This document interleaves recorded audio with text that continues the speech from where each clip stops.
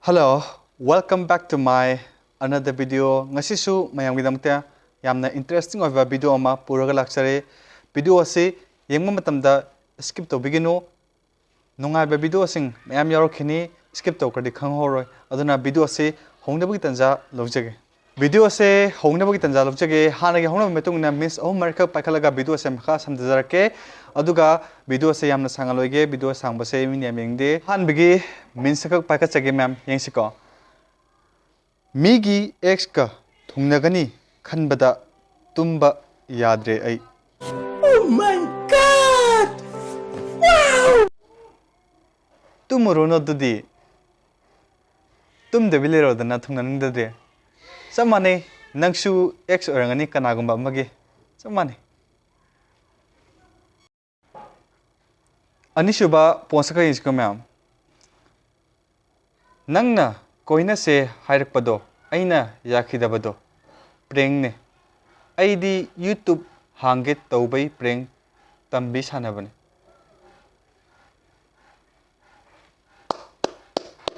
शाबाश बेटा बहुत बढ़िया कोई yam tawno video prank ko YouTube kanguna adune ba magi YouTube king hak taw jaru janida ahum suba post amakak yengsiko ma'am sidi khara taw thumale ituni khangjillo mayam mangonda usitradi hingna phummaga amuk lokthoga yengsiko ma'am mai thani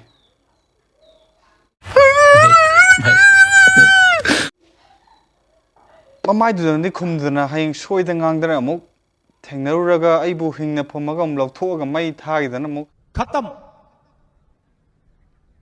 bye bye tata good bye गया mamai dil thoshiko mamai khumbi kano admai to wiradi mamai thokse mari suba post amaga paisiko ma'am yengsiko hi kana yengsiko ma'am ai manipurda masak phajaba nupa adune block pig je lasta masak phajaba nupa haidabagi block pig re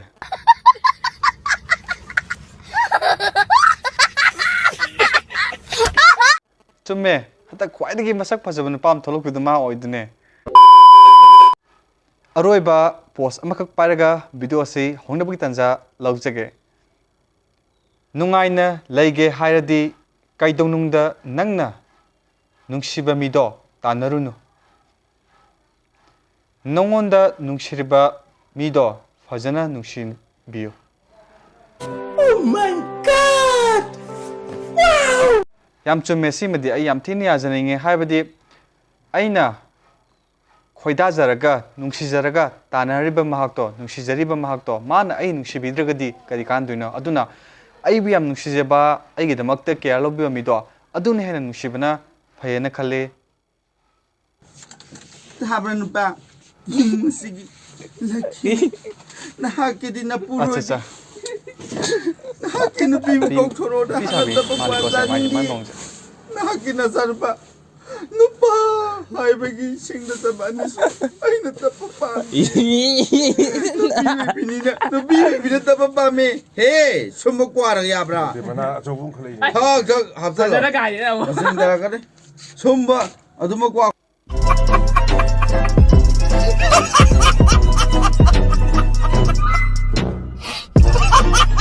last na pama kon thore jidi sumbo kwana yapra hai jidi ya ai di ham nu pi malu ni ne duga last na pa ole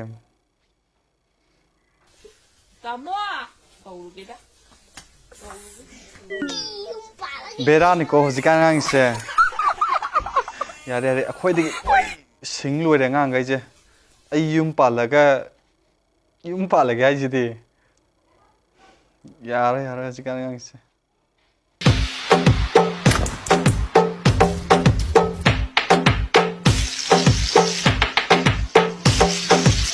Này đi đi mai chào của thông giả, ai dùng đây mà tổng cái ꯌꯥꯝꯅ ꯅꯨꯡꯁꯤꯕꯤꯔꯦꯕ ꯑꯩꯅꯗꯤ ꯃꯥꯁꯦ ꯅꯨꯡꯁꯤꯗ꯭ꯔꯦꯕ ꯑꯇꯣꯞꯄꯁꯦ ꯅꯨꯡꯁꯤꯌꯦꯕ ꯑꯩꯅ ꯅꯨꯡꯁꯤꯖꯔꯤꯕ ꯑꯇꯣꯞꯄꯁꯤꯅ ꯑꯩꯕꯨ ꯃꯤꯔꯥꯏꯔꯨꯔꯕ ꯃꯇꯝꯗ ꯑꯩꯕꯨ ꯅꯨꯡꯁꯤꯕꯤꯈꯤꯕ ꯑꯩꯅꯗꯤ ꯅꯨꯡꯁꯤꯈꯤꯗꯕ ꯃꯥꯁꯦ ꯑꯩꯅ ꯌꯥꯝꯅ ꯃꯤꯁ ꯇꯧꯔꯒ ꯌꯥꯝ ꯅꯨꯡꯁꯤꯔꯛꯀꯅꯦꯕ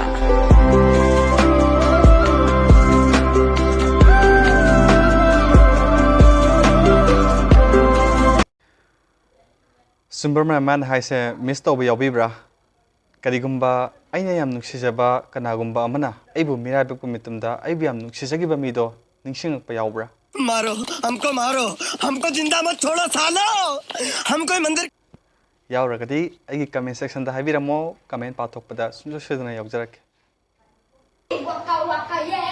kari dance no nayu kayo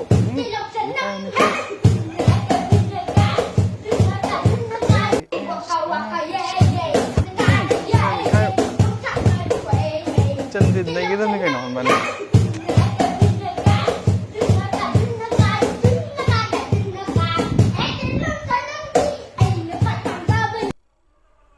Cây pizza được anh cái xài cho hai cái một sáng có jalebi cũng bây giờ này ya lại lành được là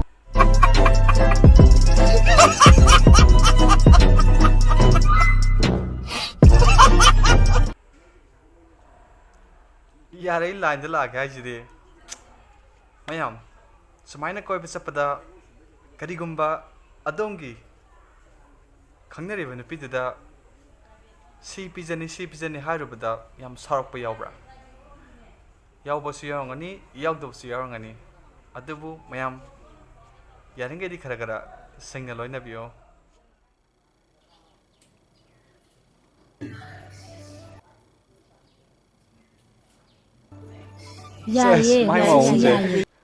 Yai ba nang nong du yai male ngasidi ain hana poiramba apai extra masanupa ma pu ye adagi sosti thue baton su to ke do koi nuai man de nei su nganu sa ge na to mo ju nganu to we mo ja mo ga la ba ga to we ja mo ngak to in to ma thun ni jo ma ko ka se in mai ko e su ma le ma sing ba ga ro to is ma da ma le man sum ye ga sandi thiba ga nong su san bu ma ja le da khu sau je ngo ne ma na man ri nong kan ta ra ko do Santi pulau pulau ada aja ne mayam x kai ji ojan dreda smain sum ngangna baje x na bu y chai hajte x na bu imai pem sum na ngangna tre x sai lor s aro be po se brab log tho ga lai angam amang tawnaro noi thopa angam ba tawnaro mayam video se ani kata package charaga video se losinaba honajage video se nungairagadi like and share comment subscribe tawa kaubiganu mayam aduga anauba yengba oiragadi sungcho sudna subscribe tawiu makha taba video nungai ba thaga charake mayam gidamakta seba tawjage Hello guys, koi ngasi chalon si. Adu chalon na bagi damak tana. Koi hamada chalon na ko na madi ising je kyam lo deno hair kanda miya me gai ising je yamoi dawa. Adu ga mathang chamana chini adu ga tespati man. Hazana ta ewa. Tejap. Hazana haibaga male adu ga last tejap tha o gai. Hai. Tokse. Haiba saba tokse.